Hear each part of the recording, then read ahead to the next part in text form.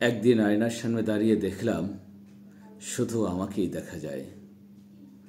আলোর প্রতিফলন, প্রতিসরণের নিয়ম না জানা আমি সেই থেকে আর কোনোদিন আয়না দেখি না।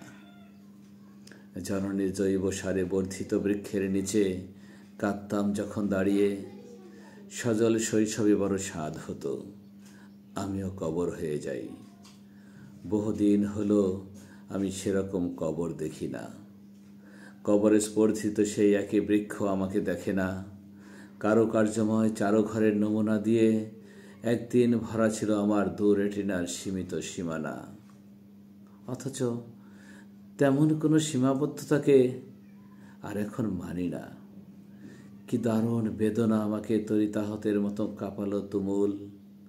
ক্ষরণের লাল স্রোত আজন্ম পুরোটা ভেতর উল্টে পাল্টে খেলো, নাকি অলক্ষ্যে এভাবেই এলোমেলো আমাকে পাল্টালো নিপুণ নিষ্ঠায়।